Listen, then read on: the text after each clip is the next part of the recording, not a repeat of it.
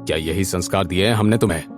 हाँ, क्या यही दिन देखने के लिए हमने तुम्हें पढ़ाया लिखाया था, ताकि तुम एक दिन हमारा ही नाम बदनाम करो? बेशरम।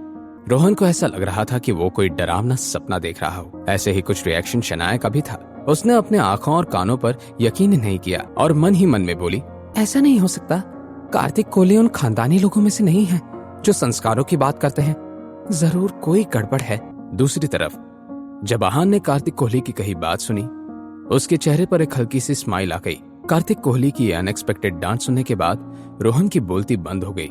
कार्तिक कोहली ने ये देखकर एक बार फिर से अपने नासमझ भतीजे को बात सुनाई। क्या आप मेरा मुंह देखते रहोगे? जल्दी से मिस शनाया और मिस्टर आहान से माफी मांगो। रोहन ने बेमन से आहान और शनाया की तरफ देखा। वो माफी मांगना तो नहीं चाहता था, लेकिन वो अपने चाचा को और ज्यादा नाराज नहीं करना चाहता था। आई एम सॉरी, मुझे माफ कर दीजिए। मुझे ये सब नहीं करना चाहिए था। मैं जानता हूँ कि मुझसे बहुत बड़ी गलती हुई है, लेकिन उम्मीद है कि आप बड़े दिल से मुझे माफ कर देंगे। शनाया ने रोहन की तरफ आंख छोटी करके देखा।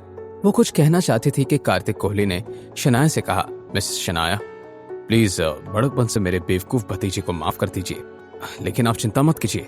मैं खुद इस बात का ख्याल रखूंगा कि मीडिया में आपके और आपके हस्बैंड के बारे में कुछ गलत न लिखा जाए। फिर आहान ने कार्तिक कोहली की तरफ देखा और उसे कहा, मिस्टर कोहली, सिचुएशन को होशियारी से संभालने के लिए शुक्रिया। आपकी इस मदद को मैं कभी नहीं भूलूंगा। मिस्टर रायजादा, यकीन मानिए मैं रोहन की इस बदतमीजी के बारे में कुछ भी नहीं जानता था। अगर मुझे पता होता तो मैं ये सब कभी नहीं होने देता। मिस्टर कोहली, आप बिना वजह परेशान हो रहे हैं। एज लॉन्ग एज मेरी वाइफ ठीक है, मुझे इस सब से कोई फर्क नहीं पड़ता।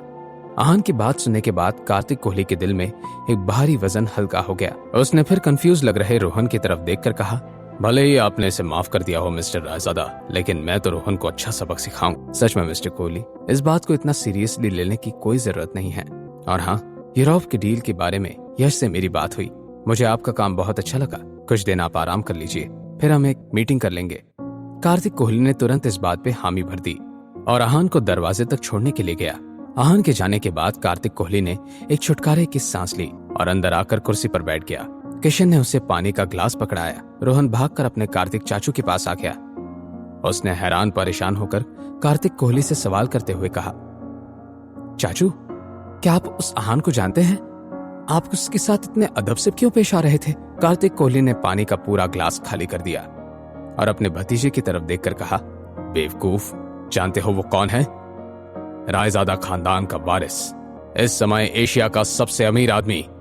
वो मेरा नसीब अच्छा है कि उसने मेरे साथ काम करने के बारे में सोचा और तुम्हारे इस घटिया हरकत को माइंड भी नहीं किया। रायजादा खानदान का नाम सुनने के बाद रोहन को चक्कर ही आने लगे।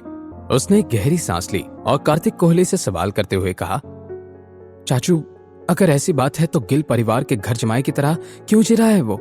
ऊपर से जितना मैंने नोटिस किया, शनाया को भी सच का पता नहीं है। ऐसा क्यों? ये तो मैं भी नहीं जानता। जरूर आहान रायजादा के पास कोई वजह होगी। देखो रोहन, आगे से आहान रायजादा या फिर उससे रिलेटेड किसी से भी पंगा मत लेना, समझ गए? रोहन ने ये बात सुनी तो तुरंत हामी भर दी और अपने कार्तिक चाचू से माफी भी मांग ली। तो दोनों चाचा भतीजा अब ये सोचने में बिजी हो गए कि इस फैले हुए रायते को कैसे समेटा जाए। दूसरी तरफ जैसे ही शनाया ने देखा कि आहान ग्लास वॉल रूम से बाहर आ गया, उसने जल्दी से आहान का हाथ पकड़ लिया। इससे पहले कि शनाया उससे कुछ पूछती, आहान ने खुद से ही कहा, मैं ठीक हूँ, बस मोबाइल लेने के लिए रुका था। अगर ऐसी बात है तो तुम्हें देर क्यों लग गई? मिस्टर कोहली ने एक बार फिर से मुझसे माफी मांगी।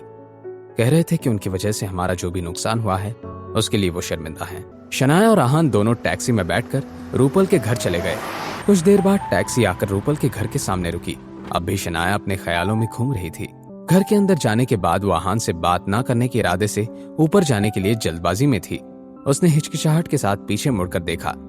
आहान ने फिर अपना हाथ आगे बढ़ाकर शनाया से कहा, शनाया, आप अपना पर्स टैक्सी में ही भूल गई थी। क्या आप किसी बात से परेशान हैं?